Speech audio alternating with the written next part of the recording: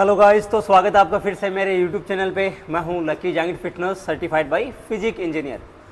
तो अगर आप जिम जा रहे हो, अच्छा खासा वर्कआउट कर रहे हो, अपने मसल्स को तोड़ रहे हो, फिर भी आपकी मसल्स ग्रो नहीं कर रही है, तो कुछ ना कुछ तो मिस्टेक्स आप कर रहे हो मे बी। तो मैं कवर करूँगा ऐसी 4 से 5 जिम मिस्टेक के बारे में जिनसे आपकी मसल्स ग्रो नहीं हो पा रही है, और उनकी हम सॉल्यूशन के बारे में बात करेंगे कि क्या क्या हम सॉल्यूशंस कर सकते हैं, क्या क्या हम अपनी गलतियां सुधार सकते हैं, उनके बारे में भी हम बात करेंगे। जो इंटरमीडिएट हैं या फिर एडवांस हैं उनके लिए ये वीडियो काफ़ी ज़्यादा इन्फॉर्मेटिव होने वाली है, साथ ही साथ उनके लिए एक गेम चेंजर वीडियो रहेगी। तो ये वीडियो लास्ट तक ज़रूर देखना। तो चलिए without investing time video start करते हैं। तो पहली मिस्टेक के बारे में अगर हम बात करें तो वो है हमारा गलत वर्कआउट प्लान या फिर ओवर ट्रेनिंग। अब बहुत सारे लोग तो बिना प्रॉपर प्लान के ही वर्कआउट कर लेते हैं या फिर ओवर ट्रेनिंग कर लेते हैं, जिससे उनकी रिकवरी ठीक से नहीं हो पाती है। उन्हें ये तक पता नहीं होता कि आज मेरे को किस मसल ग्रुप को ट्रेन करना है, आज मेरा गोल क्या है, मेरा प्लान क्या है कि मैं इस मसल को ट्रेन करूँगा। वो बिना सोचे समझे ही लगे रहते हैं और वर्कआउट को काफ़ी लंबा खींच देते हैं। हर कितने ही सेट 8, 10, 12, 15 जितने हो सके और लगे रहते हैं, जो कि एक ओवर ट्रेनिंग होती है और ठीक से बाद में आपको प्रॉपर रिकवरी भी नहीं मिल पाती है। तो इसका सीधा सा सॉल्यूशन है कि आप साइंस बेस्ड जो वर्कआउट स्प्लिट है उनको फॉलो करें। आपका फुल बॉडी वर्कआउट स्प्लिट हो गया, पुश पुल लेग हो गया, ब्रो स्प्लिट हो गया, upper and lower body workout split हो गया। ये फॉलो करें अपने प्लान्स के अकॉर्डिंग, तभी आपको बेटर रिजल्ट्स मिलेंगे। एंड प्रोग्रेसिव ओवरलोड, साथ ही साथ आप वेट्स और अपनी वर्कआउट की इंटेंसिटी को भी इंक्रीज करो, जिससे आपको फास्टर गेंस मिले और आपके मसल्स भी अच्छे से ग्रोथ करें। साथ ही साथ रेस्ट डे के दिन एक अच्छी मील ले, डाइट ले और अच्छी रिकवरी लें। अब सेकंड मिस्टेक की मैं बात करूंगा, वो है आपकी इम्प्रॉपर फॉर्म या फिर मसल माइंड कनेक्शन। अब बहुत सारे लोग जिम में आते ही हैवी वेट लिफ्टिंग करने लग जाते हैं, जो कि उनको ना तो पता होता है कि वेट किस हिसाब से उठाना है, उनकी फॉर्म भी सही नहीं होती है, उनकी टेक्निक भी सही नहीं होती है, जो कि एक इंजरी का मेन रीज़न होता है। या फिर वो ईगो लिफ्टिंग करने लग जाते हैं, ना उनके मसल ठीक से इंगेज हो पाते हैं, ना उनको फील हो पाता है, और वो इंजरी के रिस्क को बढ़ा लेते हैं। अब इसको आप कैसे फिक्स कर सकते हो? सीधा सिंपल सा सोल्यूशन है, आप वेट्स पे ना जाके अपनी फॉर्म पे पहले वर्क करो। अब मैं मेरे क्लाइंट्स को यही बोलता हूँ कि आप वेट चाहे कम उठा लो, पर आपका पोस्चर, आपकी टेक्निक सही होनी चाहिए, तभी आपको बेटर रिजल्ट्स मिलेंगे। आप वेट उठा रहे हो, ना आपकी पोस्चर सही है, ना आपका टेक्निक सही है, आपको ना फील हो पा रहा है, आप लगा रहे हो, आप चारों ओर देख रहे हो मेरे को सब देख रहे हैं, आपके ये माइंड में रहता है कि आपको लोग देख रहे हैं, बल्कि वो आपको मूर्ख ही बताएंगे कि इससे अच्छा तो वो कम वेट ले ले और अच्छे से अपना वर्कआउट परफॉर्म करे, वो सही रहता है। अब जिम में सिर्फ वेट उठाना ही इनफ नहीं होता है, मसल्स को फील करना भी हमारे लिए ज़रूरी होता है। तो आप एक मॉडरेट वेट चूज करिए, उसको 8 से 12 रिपीटेशंस में परफॉर्म करिए हाइपरट्रॉफी एक्सरसाइजेज के बेस पे। साथ ही साथ जो आप नेगेटिव रेप्स, जिन्हें हम एसेंट्रिक बोलते हैं, जैसे आप कुछ भी लगा रहे हैं उसको नेगेटिव वे में जब लेके जाओ तो थोड़ा सा उसकी स्पीड को स्लो कर दो, जिससे आपके मसल्स अच्छे से फटीक हो, स्ट्रेच हो और आपको बढ़िया रिजल्ट्स मिले, आपकी मसल्स अच्छे से ग्रोथ हो।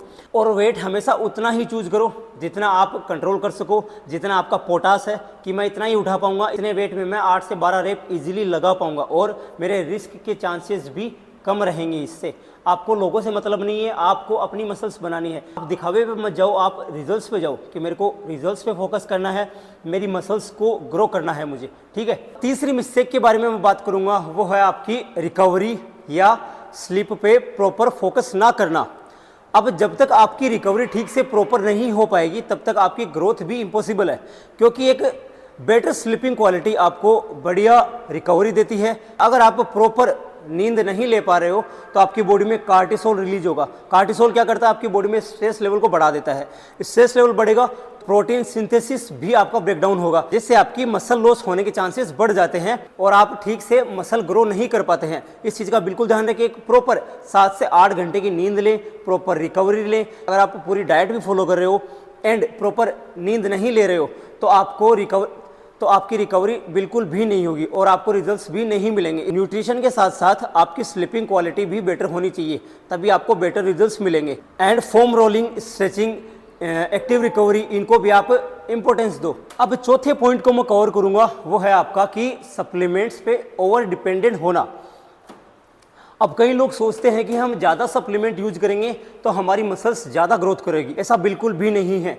आप अगर रियल फूड पे ज़्यादा फोकस करोगे वो आपके लिए बेनिफिशियल रहेगा।